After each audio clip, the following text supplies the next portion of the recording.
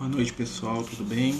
Deus abençoe a todos nós. Estamos aí começando mais um estudo do Amigos do Caminho, pedindo a Jesus aí que possa nos abençoar, nos iluminar, que a gente possa aproveitar, né, esse momento aí de contato, de entendimento, que a gente possa, né, se sentir envolvido aí pelas vibrações de paz, de luz. Boa noite, né? Boa noite aos amigos que vão chegando aí, né, que vão nos acompanhando. Nós estamos dando seguimento hoje ao nosso estudo do Apocalipse, né? Os outros estudos estão salvos lá na abinha lá do IGTV. E, né, conforme a gente, né, tem esse combinado aí de estar estudando o livro do Apocalipse, né, que foi um pedido aí do grupo, a gente hoje está no capítulo 13, né? Nós estamos ali, né, só para a gente dar uma relembrada, né? Nós estamos passando capítulo por capítulo, né, em cada estudo. Alguns estudos a gente não conseguiu salvar aí por, né, dificuldades aí do próprio Instagram, e quando a gente terminar nós vamos retornar, né, nesses capítulos aí que infelizmente a gente não conseguiu salvar. E hoje, né, falando aqui, né, no capítulo 13, nós vamos falar de alguns símbolos, né, de algumas situações que estão no Apocalipse aqui, né, que vão remeter ao nosso momento atual. Vamos lembrar que o Apocalipse ele o objetivo dele é trazer para a gente o conhecimento da nossa origem espiritual, né, da nossa evolução, da nossa transformação e da destinação da Terra enquanto um mundo, né, feito para ser feliz, né, porque o objetivo de tudo aquilo que Deus cria é o bem, é o amor, é a luz. A gente lembra os companheiros aí que qualquer dúvida, qualquer questão, né, só pedir para a gente parar aqui, a gente retorna, fala, se alguém tiver alguma dúvida até sobre o que já passou, não tem problema também, tá? Porque o nosso objetivo mesmo é estar esmiuçando aqui o texto aqui dentro das nossas capacidades. Nós vamos falar aqui hoje sobre a besta, sobre o famoso número 666, né? Nós vamos entrar aí alguns conceitos aí que são conhecidos, mas nem sempre são estudados, ou, né, nem sempre são falados aí. Vamos lembrando também que a gente está falando aqui do ponto de vista da doutrina espírita, né, e da espiritualidade, né, com a ajuda aí dos companheiros espirituais que, né, gentilmente aí nos assistem, né, com seus ensinamentos, com seus conhecimentos que transcendem o nosso. A gente está tentando aqui tirar o espírito da letra, né, desse estudo. Então vamos começar aqui a leitura. A gente vai, né, como sempre, a gente vai lendo uns trechinhos e vai comentando, né, enquanto aí quem quiser também fazer suas perguntas, seus comentários, está aberto também.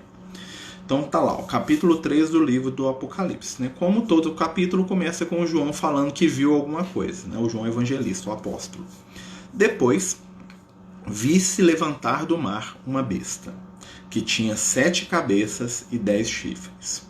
E sobre os chifres, 10 diademas. E sobre as suas cabeças, nomes de blasfêmia.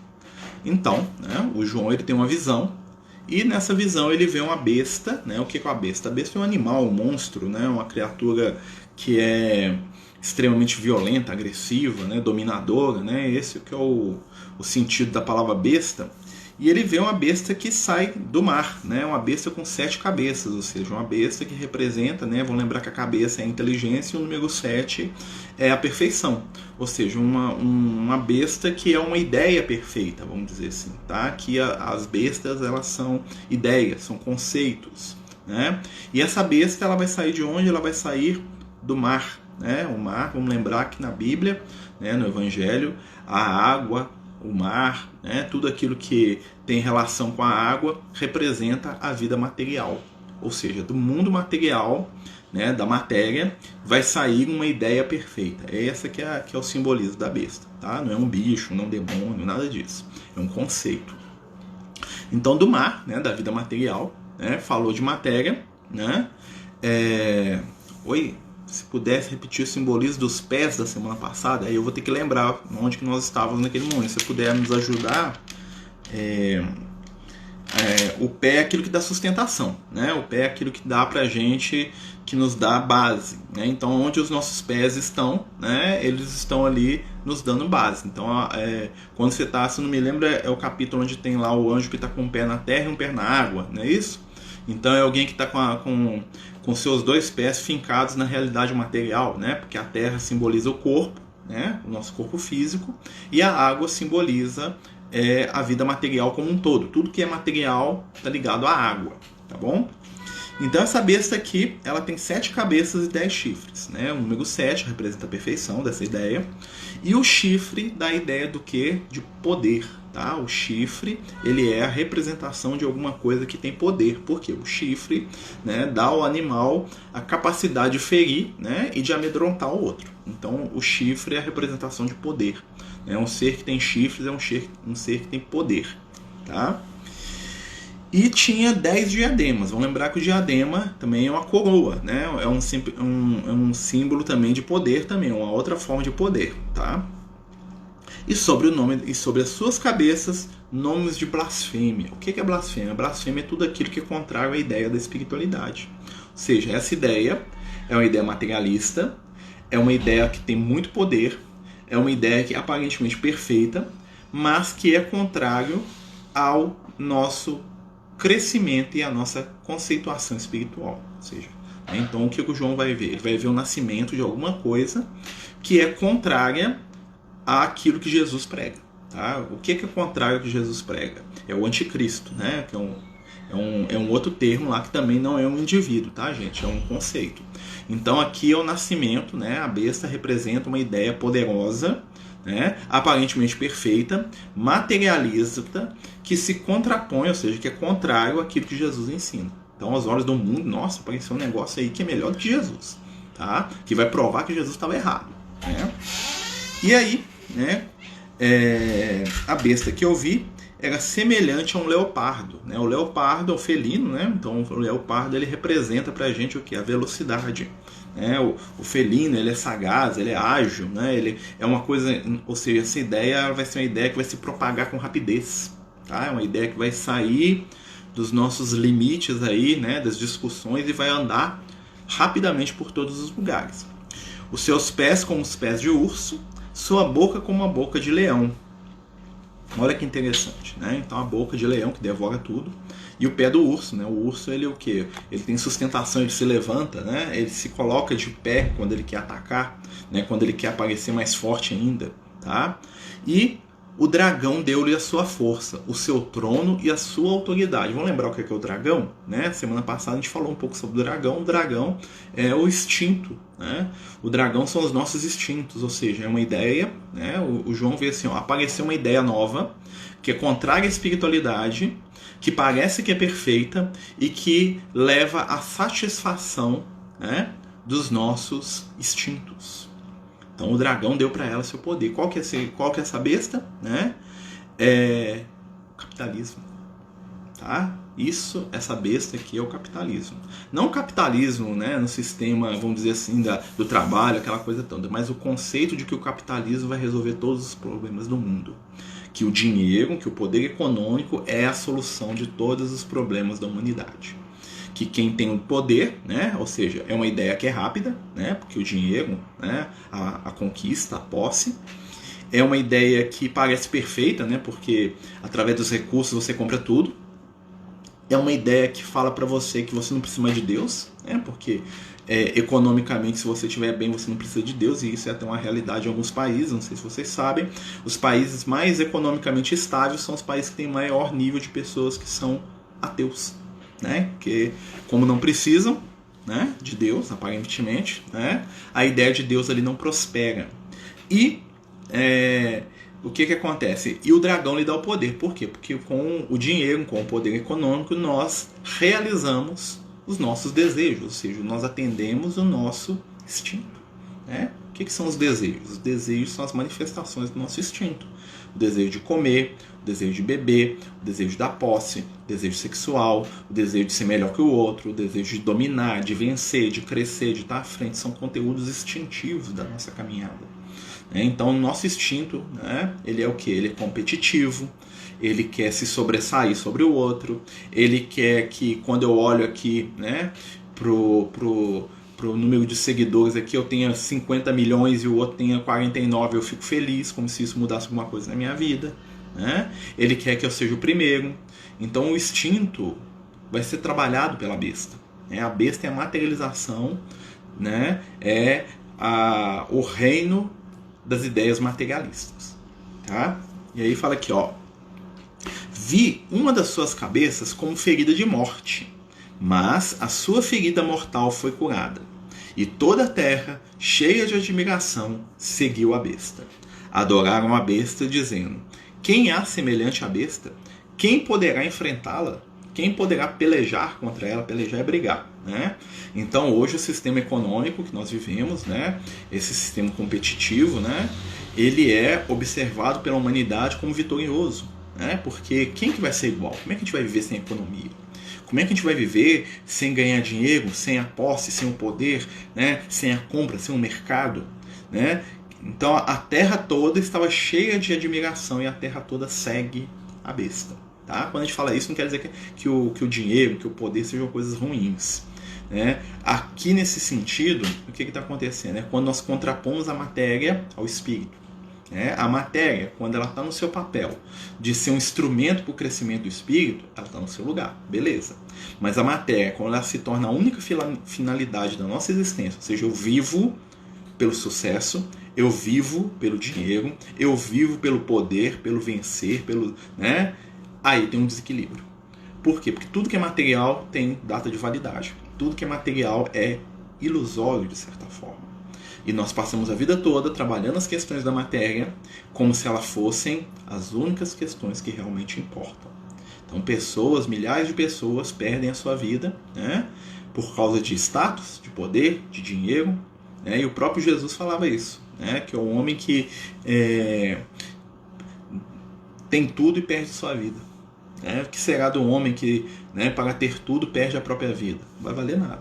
Né? Então é esse que é a questão, é o contraponto do materialismo e do espiritualismo, vamos dizer assim. Mais do que o capitalismo é uma ferramenta, mas vamos dizer assim, é o contraponto entre a matéria e o espírito. Tá? Quando a matéria ela quer tomar o lugar do espírito. Né? E aí existe o que? Uma inversão de valores espirituais. Aquilo que é eterno, nós tratamos como transitório, e aquilo que é transitório, nós queremos que seja para sempre, que são as conquistas materiais. Por isso que milhares de nós vão chegar no mundo espiritual e vão se decepcionar ou vão enlouquecer de tristeza. Por quê? Porque quando a gente chega no mundo espiritual, né, quando a gente desencarna, quando a gente morre, a primeira coisa que acontece é o abandono de tudo que é material. Um abandono compulsório. Ou seja, eu não quero largar, mas eu tenho que largar. E aí nós vamos ver a triste história de milhares de espíritos que ficam presos à matéria, né? Tentando reviver, tentando controlar, tentando influenciar questões da vida material como se aquilo fosse a única coisa que importasse para eles, porque realmente é a única coisa para a qual eles se prepararam. Inúmeros seres vivem a sua vida, movimentam-se o tempo todo, girando, orbitando em torno de poder, de vaidade, de dinheiro, de orgulho. Né? E mesmo muitos que falam que não o fazem, infelizmente estão presos nessa onda. Eles estão fascinados pela besta. Tá? Olha aqui, ó. Toda a terra cheia de admiração seguiu a besta. Adoraram a besta, dizendo: quem há semelhante à besta? Quem poderá enfrentá-la? Né? E foi-lhe dada, né, foi a besta, uma boca. Tá? O que é a boca? A boca é a informação, é a imprensa, é o conhecimento. Né? É o conhecimento negativo que é usado para destruir o espiritual, que proferia coisas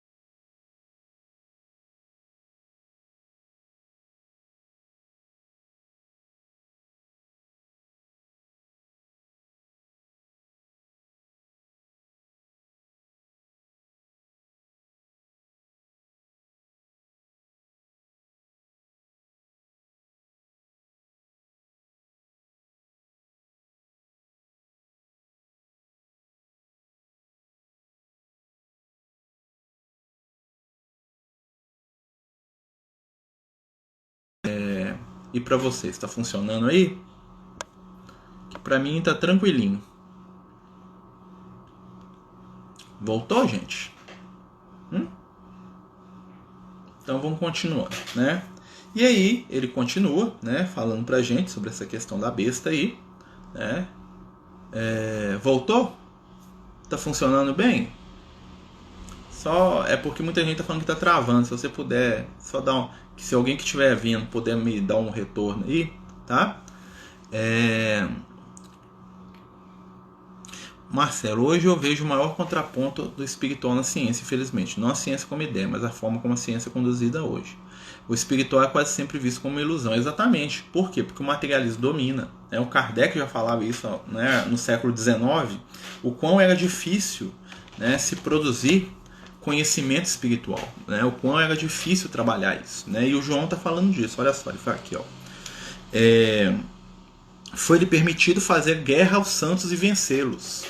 Por quê? Porque a matéria chama mais atenção. Foi-lhe dado poder sobre toda tribo, povo, língua e nação. Quem que tem poder sobre todo povo, tribo, língua e nação hoje?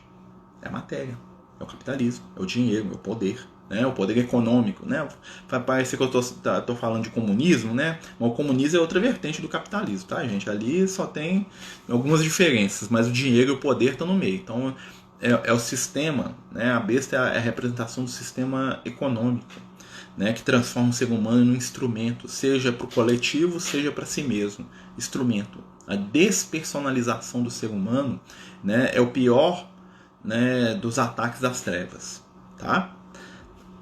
Para mim aqui tá normal, Diego. Então assim vai ficar salvando, tá? Mas vamos continuar.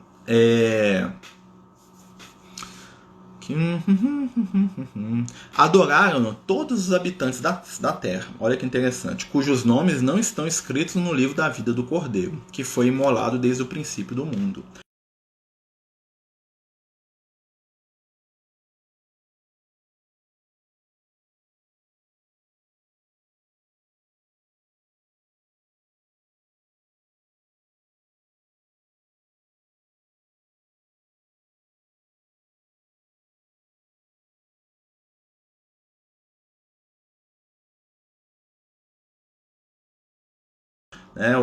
Tinha uma frase que o pessoal falava, que o Paulo dizia o seguinte, que a sabedoria dos homens é loucura para Deus. Olha que interessante, Então toda a nossa sabedoria materialista, aos olhos da espiritualidade, é loucura. E vice-versa, O espiritual é loucura para quem está preso nas questões só da matéria. Não que a ciência esteja errada, tá, gente? É a questão mesmo de olhar. Muitas vezes o conhecimento nos deixa arrogantes. Tanto o conhecimento científico, quanto o conhecimento espiritual. Nós temos muitas pessoas com muito conhecimento espiritual que se acham. Como nós temos muitos cientistas que também se acham porque detêm um mísero ali, uma gota d'água no oceano infinito de conhecimento. Tanto os religiosos, quanto sim, os homens da ciência. Aqui, ó. Quem tem ouvidos que ouça. Aquele que levar outros para o cativeiro, irá para o cativeiro. Olha que interessante. O que é o cativeiro? É o domínio. Então, se eu estou te escravizando economicamente, socialmente, eu vou ter que passar pela escravidão também. Lei de causa e efeito. Aqui, ó. Aquele que matar a espada, importa que seja morto a espada. O que está falando aqui a espiritualidade? Está falando para o João. Todos aqueles que estão presos no comércio, na troca, eles se prendem na lei de causa e efeito e não na lei do amor. A causa e efeito é o mecanismo divino para quem vive debaixo do instinto. Tá? A lei do amor é para aquele que já está além do instinto, daquele que ama. Então, a causa e efeito, o dente por dente, o olho por olho, mordida por mordida, como está lá escrito lá no livro de Êxodo, é para aqueles que estão na sintonia do materialismo. Vamos continuar? Depois vi outra besta, olha que interessante, que subia da terra, que tinha 2 chifres semelhantes ao de um cordeiro, mas que falava como um dragão. Olha que interessante. Então a primeira besta vem da matéria, da vida material. A segunda besta, ela vai vir da terra. O que é a terra? A terra somos nós.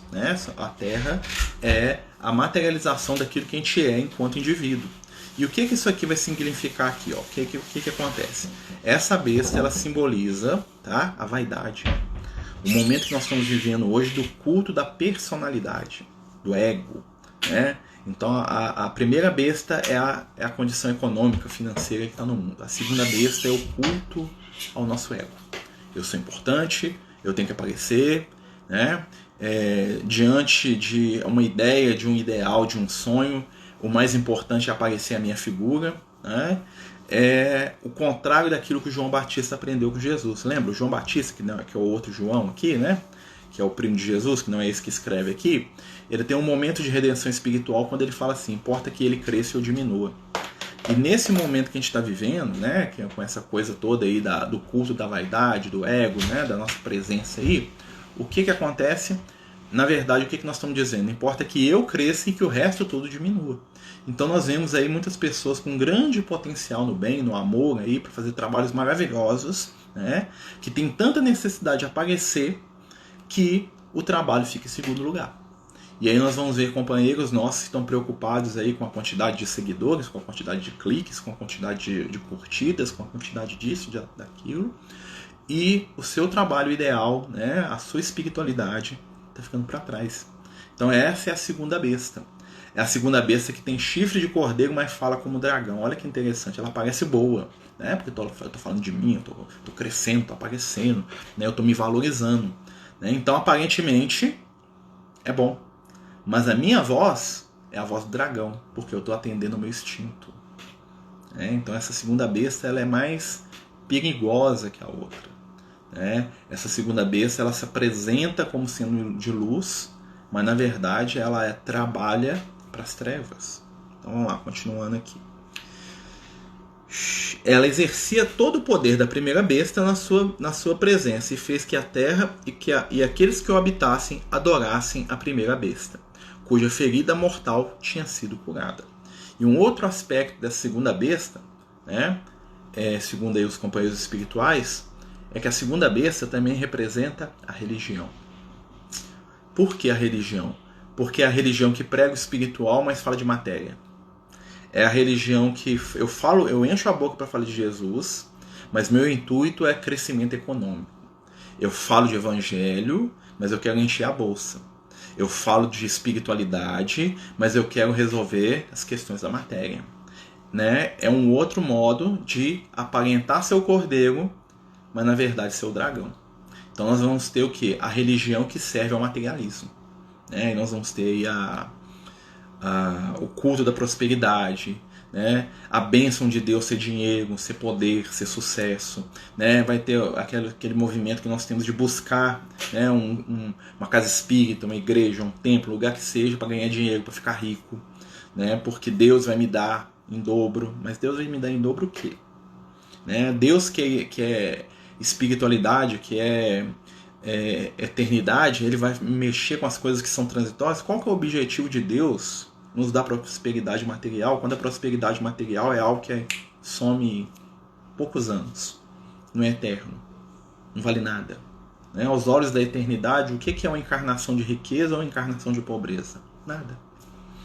Então todas as vezes que eu pego o espiritual e faço o espiritual trabalhar para a matéria, eu estou quebrando alguma coisa. Então quando eu faço assim, eu vou fazer prece, eu vou para a campanha do quilo, eu vou ajudar uma pessoa carente, porque Deus vai me dar dinheiro, poder, está errado. Não vai funcionar assim.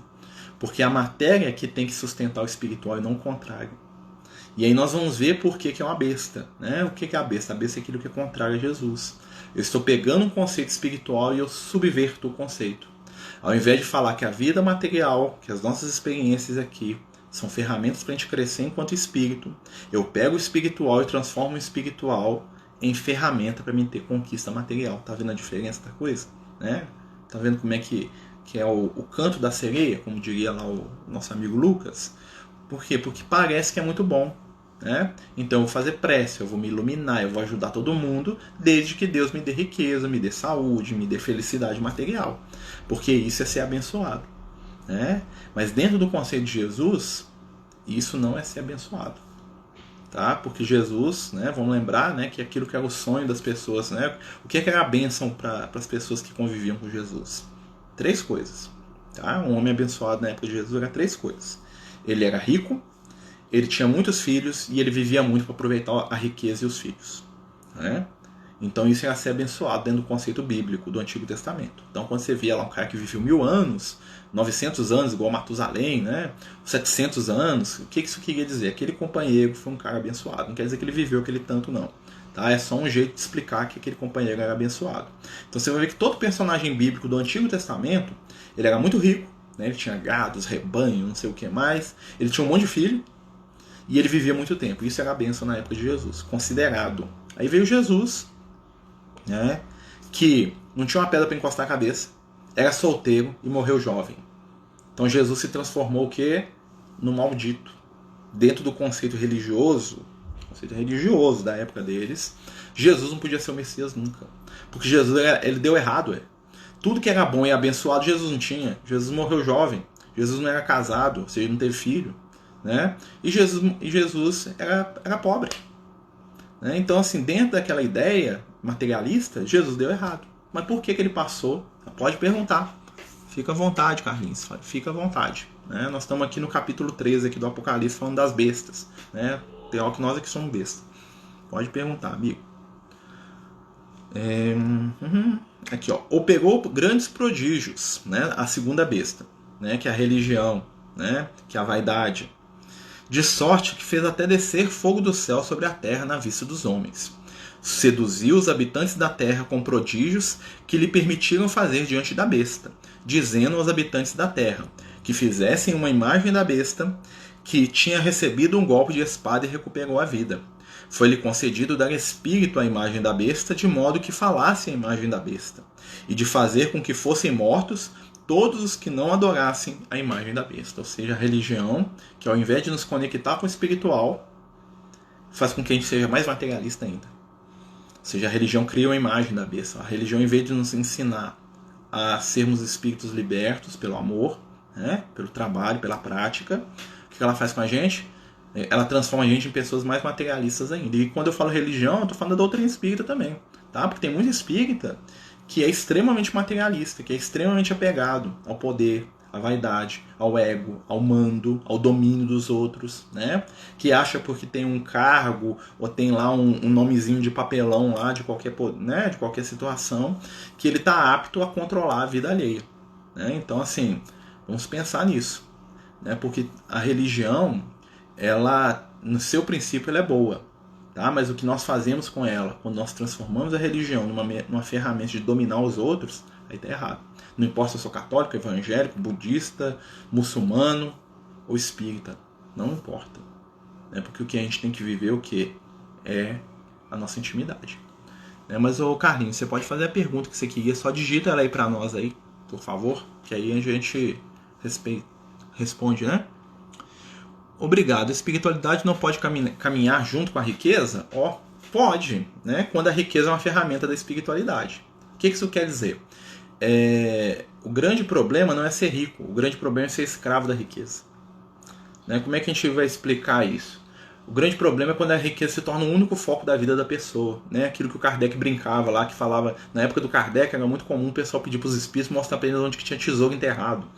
Eles queriam que os espíritos contassem segredo para eles. Só me conta onde tem um tesouro que eu vou dar uma parte para os pobres. E aí os espíritos ficavam brincando com Kardec. Falaram assim, a primeira pessoa que você vai ajudar vai ser você mesmo. Né? Então o que acontece? A questão da espiritualidade, que ela é o objetivo. A riqueza ou a pobreza são as ferramentas de construir esse objetivo. Quando existe uma troca nisso aí, que é o que acontece na maioria das vezes, é que a coisa desanda. É quando o que acontece? O meu objetivo é ficar rico. É ter prosperidade material. E aí eu coloco tudo que é espiritual e toda a minha vida a serviço desse objetivo. Aí que é a quebra da situação. Por quê? A riqueza ou a pobreza são situações que são circunstanciais. Hoje eu reencarnei pobre, amanhã eu vou reencarnar rico. Hoje eu reencarnei homem, amanhã eu vou reencarnar mulher. Isso não importa espiritualmente. O que importa é o que eu vou fazer com essa condição. O que eu vou fazer enquanto sendo pobre, enquanto sendo rico. Enquanto sendo homem, enquanto sendo mulher, enquanto tendo uma família muito grande, enquanto sendo uma pessoa solitária. Tá dando para entender a diferença? Né? O objetivo da vida não é ser homem ou ser mulher. O objetivo da vida é me tornar uma pessoa melhor através das experiências que o masculino e o feminino vão me dar. O objetivo da vida não é ser rico.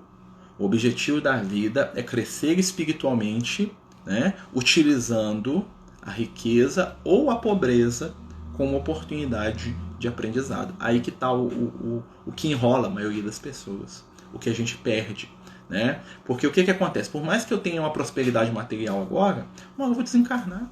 E essa prosperidade não vai me acompanhar. E eu estou preparado para abandonar isso?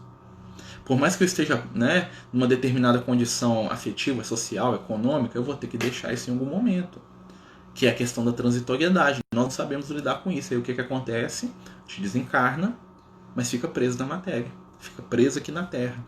Né? Fica lá vigiando o que o meu filho, meu irmão, meu cunhado, meu tio, meu primo estão fazendo com o meu dinheiro. Fico lá vigiando o que a minha mulher, minha filha, meu primo, meu cunhado, meu tio estão fazendo da vida deles, porque eu acho que eles são minha posse. Fica lá vigiando o que estão fazendo na casa espírita, o que estão fazendo no meu trabalho, na minha empresa, porque eu acho que aquilo é meu. É essa que é. Né? Então o desapego é o melhor caminho para a posse. É estranho falar isso, né? Uma vez um amigo espiritual falou isso com a gente. Falou assim, olha, você quer saber o que você domina e o que te domina? Simples. Você pensa assim, ó, tal situação, posso viver sem? Aí você domina sobre aquilo. Se você fala assim, ó, isso eu não vivo sem, cuidado. É uma situação que você vai perder em breve, porque você tem que aprender a viver sem ela. Então quando eu falo assim, eu não vivo sem dinheiro, complicado.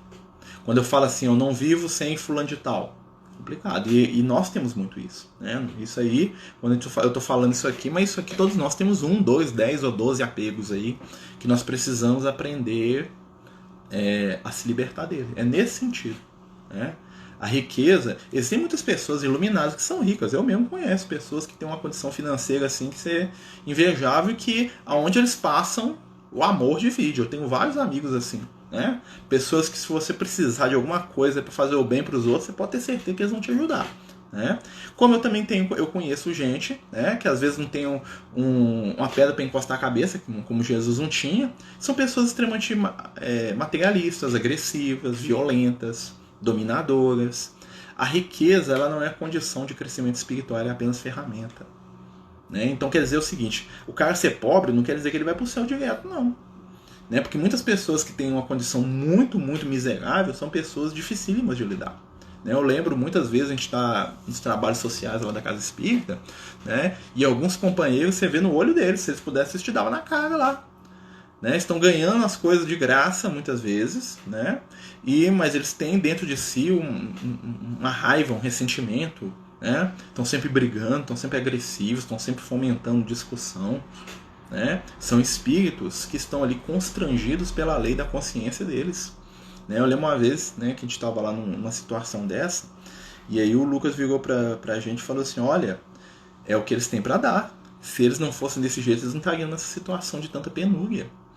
Como também tinham outros que eram espírito de luz. Você via lá que a pessoa estava passando por uma situação ali de restrição econômica, vamos dizer assim, mas a pessoa é um espírito iluminado. Você olhava assim, onde que a pessoa passava e jogava luz.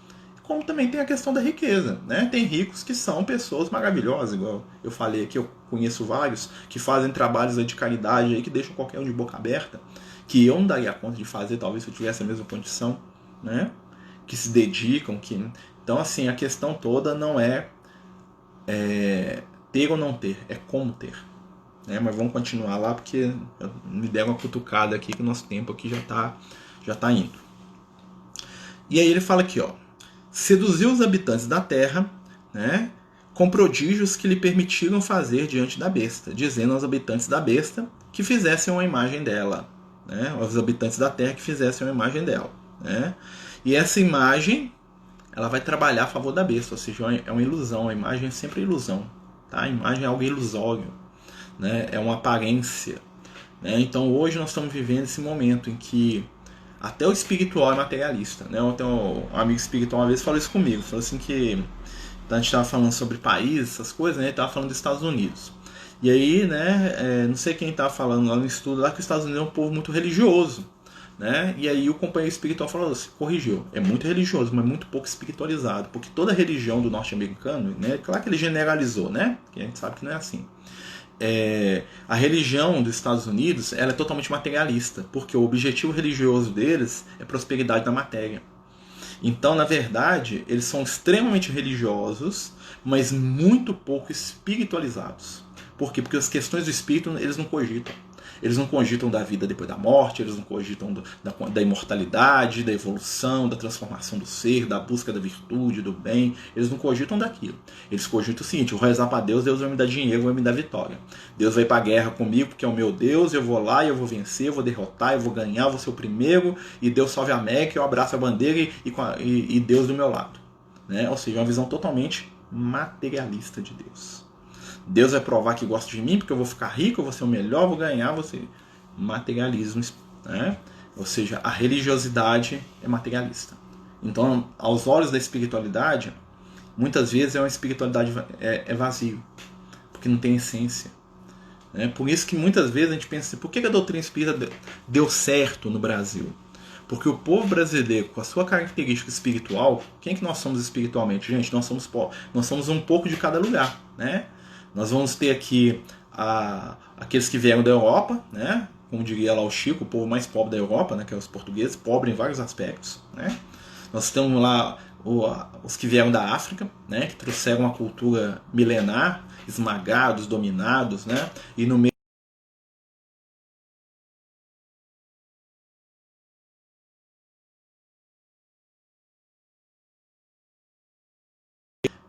essa miscigenação espiritual, não só física, tá? Mas espiritual também, de espíritos que já bateram de cara muitas vezes com o erro, já sofreram muito, né? Já se enganaram, já se iludiram demais. Então a gente está aqui hoje e a gente sabe que todas essas glórias da matéria, pelo menos inconscientemente a gente sabe, é ilusão.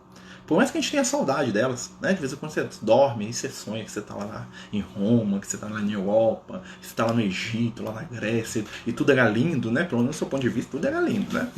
E aí você acorda aqui na sua realidade aqui, ó. Aí vem aquela desilusão com o poder, com a política, desilusão, né? Com a vaidade.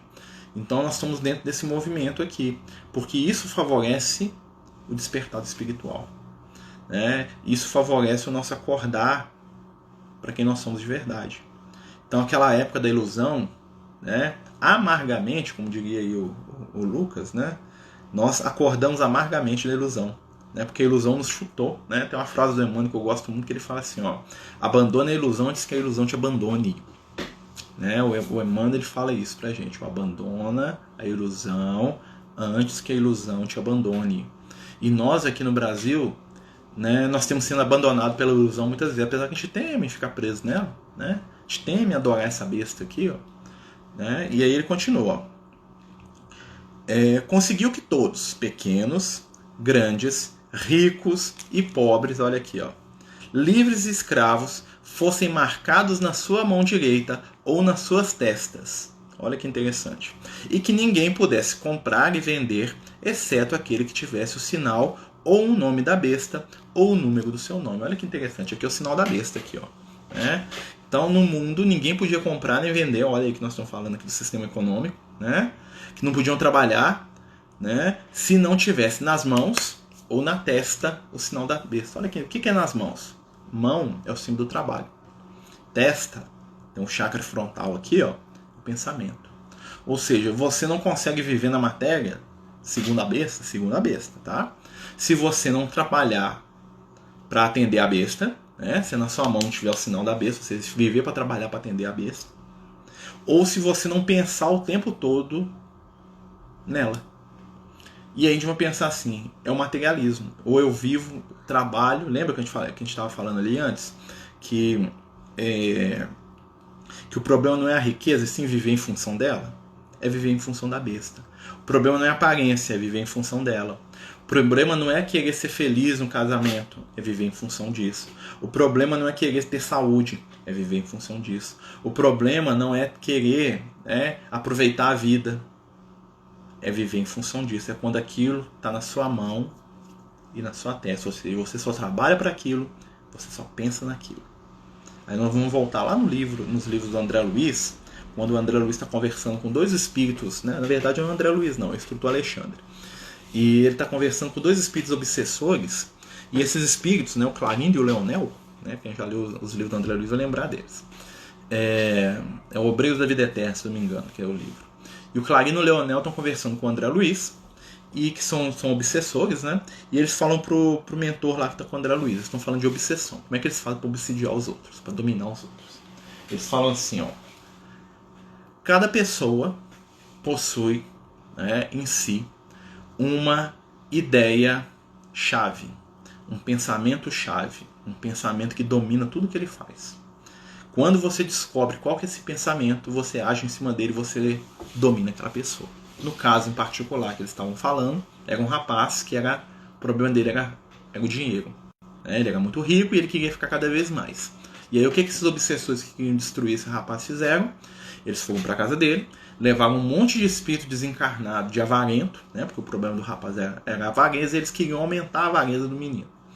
Colocaram lá aquele tanto de espírito de avarento dentro da casa do rapaz. A mente do rapaz, que só pensava em dinheiro, né? E as ações dele, que só faziam, né, trabalhar em torno de ganhar dinheiro, mantinham esses espíritos avarentos ali dentro da casa. E os espíritos alimentavam a avareza dele e ele alimentava dos espíritos. Ou seja, é como se eles tivessem feito um imã ali. Ó. Aqueles espíritos vinham igual imã de geladeira no rapaz, grudavam nele. Porque o que o rapaz gostava é o que os espíritos queriam, né? Porque eram todos avarentos desencarnados. E dessa forma, o que eles faziam? Eles dominavam, né, o companheiro e faziam com que ele fizesse qualquer coisa que eles queriam. E aí eles dão um exemplo até para o André Luiz, estavam lá dormindo, né, o rapaz dorme, e aí um deles vira e fala assim, olha aqui, né, esse aqui é o nosso escravo, né, que acha que é alguém, né, mas é o nosso escravo. Ele tá doido para comprar a terra de um vizinho dele, né, um pobre vizinho dele que tem um pedacinho de terra, porque ele quer unir todas as propriedades da região dentro da bolsa dele, porque ele não tem limite, então é só aquele vizinho lá que tem um pedacinho minúsculo que para ele não é nada, mas que ele quer de todo jeito. Então nós vamos estar criando aqui na mente dele a ilusão de que esse vizinho decidiu vender para ele. E aí, né, durante o sono, o que acontece? O rapaz vai em sono até lá, o lugar onde ele quer comprar, e começa a rir, gargalhar, rolar no chão de alegria, né, porque ele começa a ter um sonho de que ele está comprando finalmente aquelas terras. Né? E aí, quando eles fazem isso, eles mostram para o André Luiz aí, ó.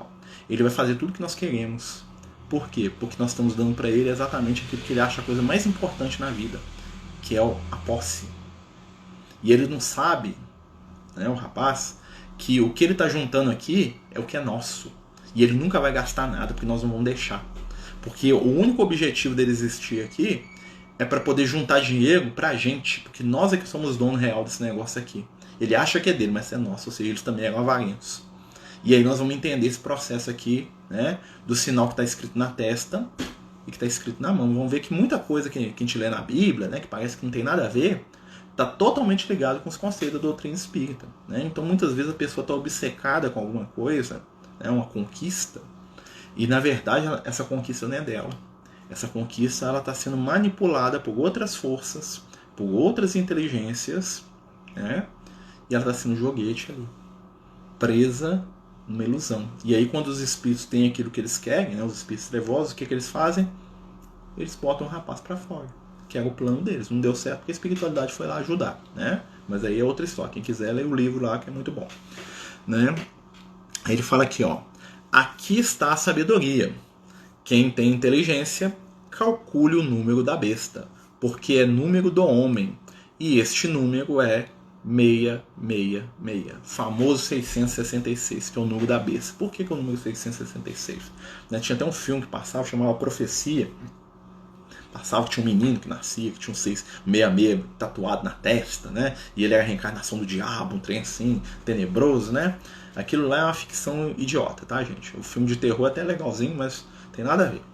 O que significa o 666? Porque o número 6, né, dentro da simbologia numérica da Bíblia, ele representa o ser humano, porque o ser humano foi criado no sexto dia.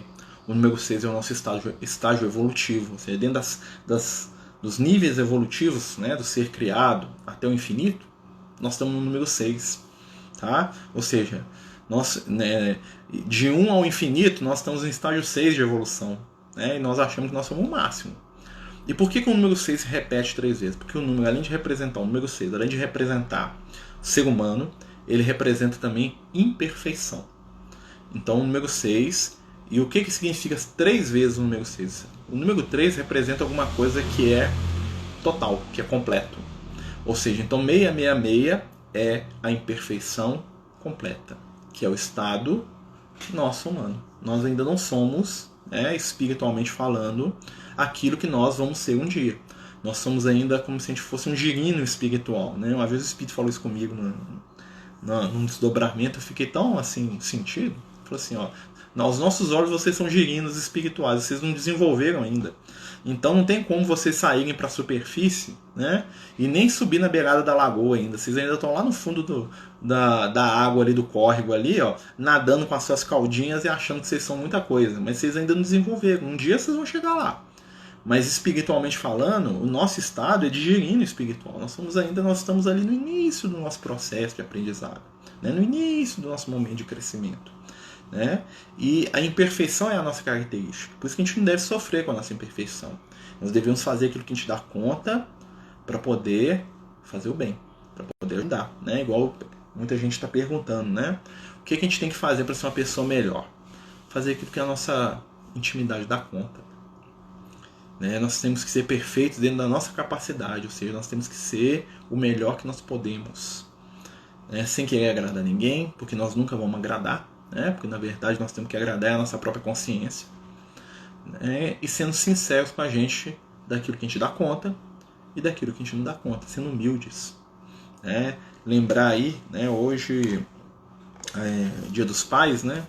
E normalmente, só para a gente, né, entrar um pouquinho nessa questão, né, uma vez a gente estava conversando com o Lucas e ele estava falando para a gente que a situação dos pais no plano físico é muito complicada, né, não só no plano físico, como no plano espiritual mais próximo, porque a gente ainda não sabe, né, os homens não sabem como ser pais. Né, infelizmente, os espíritos masculinos que falem, né, que caem nessa prova e erram, né, enquanto pais, é um número muito, mas muito elevado. Né, e que quando as mulheres erram nesse campo, elas têm no plano espiritual instituições, locais para elas trabalharem a maternidade, para elas elevarem novamente, e é mais fácil, né, porque os homens ainda não perceberam ainda essa grande missão, essa grande oportunidade.